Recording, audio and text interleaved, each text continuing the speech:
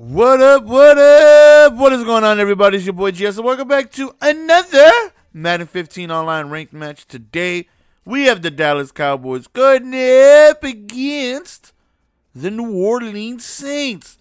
Definitely a very, very, very tough team to go up against. The Saints have one of the best offenses in the game and are definitely a fun team to use. Dallas as well, when you look at Madden-wise, they've always had one of the best offenses. They have DeMarco Murray, who's a glitch, Des Bryant, who's a top wide receiver, Jason Witten, who's a top tight end, and, some good, role players you mix in there. And, defense is pretty solid, too. So, definitely as far as Madden goes, two of the better teams in the game. Offense, we are running Oakland Playbook. On defense, we are running multiple D, running a handful of blitzes that we are using from Dream Killer's Blueprint Guide.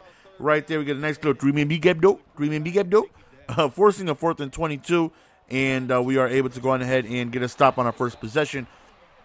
So offensively, every time I use the Cowboys, man, I definitely want to get DeMarco Murray going. Like I said, the guy has been a Madden glitch for years. He's somebody who's very, very quick. He breaks a lot of tackles, man, and just somebody definitely want to utilize whenever using the Cowboys because he's just that good. So, right here, just a couple little slants and drags over the middle. And that's all, my offense really consists of, man. Nothing too special. Nothing deep down the field. I haven't really figured out any well, now I am, but then while this game is going on, I haven't really figured out any deep routes over the field to help me out during zone because most of the time, all you're playing, all you're going to be facing is a lot of regular-looking zones, and they can be tough to beat at times, man. Trust me. I've faced, people in the – I think what's the highest rank I've been so far is maybe 600th. And, so I've faced people in the top 300 and things like that. And, they would just sit in like a cover 3, all game mixed in with, some man-to-man, but mostly like cover 3, cover 4. And zones just play so well this year, man. And that's nice to see. That's how it should be.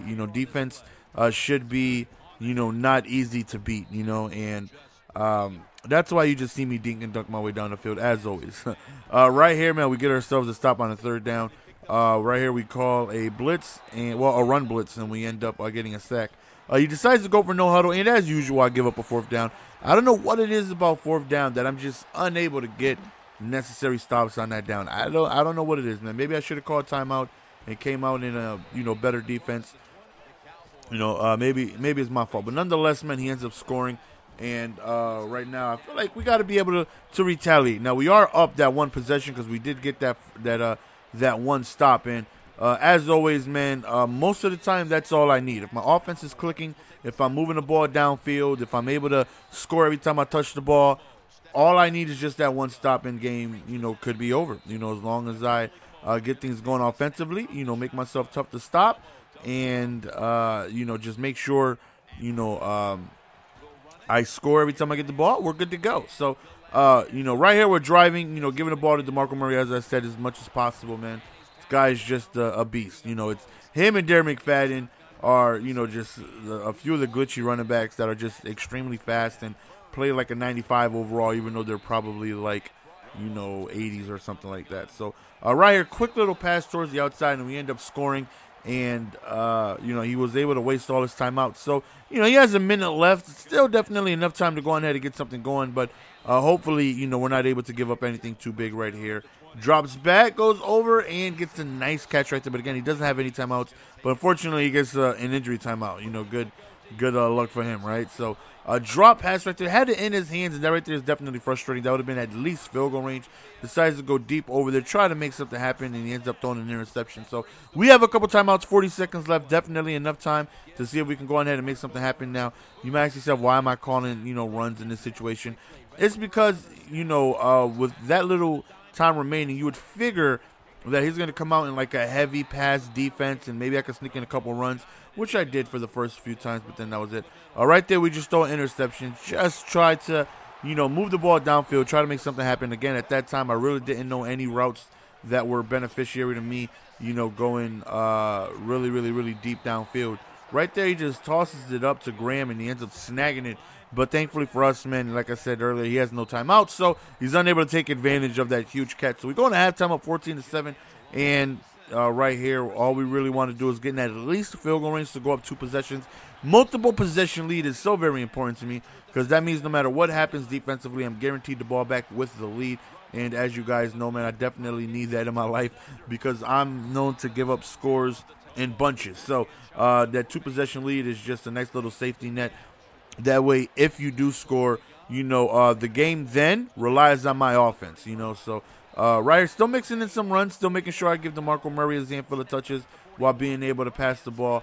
And like I said, as good as DeMarco Murray is, you still want to be able to utilize Dez Bryant and Jason Witten, 2 of the top at their position. Nice little screenplay right here. Ends up getting ourselves a very, very good gain.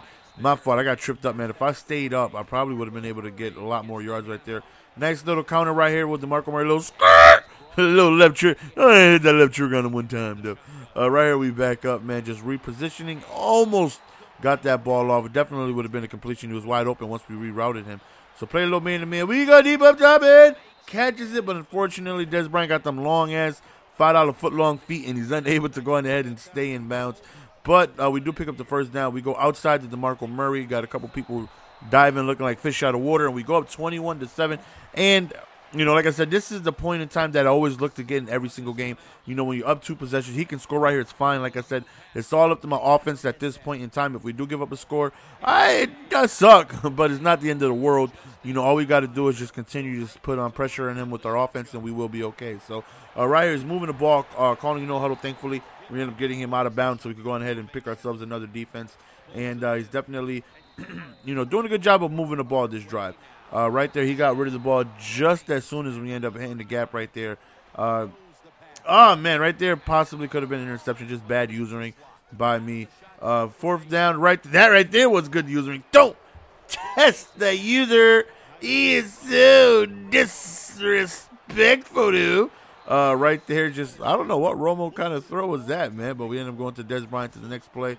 Ends up breaking a tackle, staying in bounds, and that's what we want, man. We want that click ticking. All right there, just wide open. Beasley just dropped the pass right off of his fingertips, and unfortunately, man, it allows us to, we have to punt the ball at that point. Because y'all know, run that 4th down, swiggity swag, dude. And good route combination by him. He had a couple drags going over the middle. Like I said, those are very, very, very effective this year, more than ever, due to the fact that a lot of people just sit in zones. And if you guys play the game a lot, you guys know what I'm talking about. A lot of people sit in zones, including, myself, because they're so effective. And zones are very, very, very important. Drags, because they help you get underneath those zones. Right here, he just tosses it up, and Jimmy Graham doing what Jimmy Graham does. Definitely my fault on 4th and 10. I should have played a little bit more coverage. I decided to go ahead and send a blitz to C. That's the one problem with blitzing. I was hoping to get to him before he could get the ball off. Unfortunately, he did a good job of setting some max protection. I believe he blocked in a running back, which for the most part picks up a lot of blitzes this year. So that's why, blitzing is very, high risk, high reward kind of thing. Because if the blitz does not get there in time, somebody's going to be open. And, then it's up to your adjustments at that point, which I'm not good at. That's why, I like to blitz because, you put pressure on somebody, they can possibly make a bad read or make a mistake. But you need really, really, really good adjustments just in case the blitz doesn't get there, which I've never been really too good at. So that's why I like blitzing, but I kind of stay away from it at times. At that point, man, we got him to waste all his timeouts. We pick up the first down on the screen, and from this point out, all we really got to do is take them knees and be able to head on back to Dallas with this victory. And that's exactly what happened. So hopefully you guys go on ahead and enjoy the gameplay. If you guys made it this far in the video, man, represent that by hitting that like button, man. As you guys know, we ask for likes at the end of the video, not the beginning, man. We're not on that T Martin stuff. You haven't even seen the video yet. How you know you're going to like it? Hitting that like button just lets me know you respect the time and effort that went into not only playing this game, but editing this bad boy, lacing it up with a commentary, rendering it, and all the hours that go into this just one video. So even though you get a 10-minute production, it takes about 2 to 3 hours to make this 10-minute production. So hopefully you guys enjoy it. And like I said, if you guys did, man, go ahead and hit that like button, man. It just shows me that you guys enjoyed it. And you guys made it this far in the video. So leave in the comment section what teams you guys would like to see. I still have a handful of games left on my computer, but I'd like to know what teams you guys would like to see, and I'll go on ahead and bring those games for you guys. As always, love each and every single one of you guys, man. Hopefully you guys are having a fantastic day. It's your boy Jess, and I'm out. Peace. Give it to me, baby.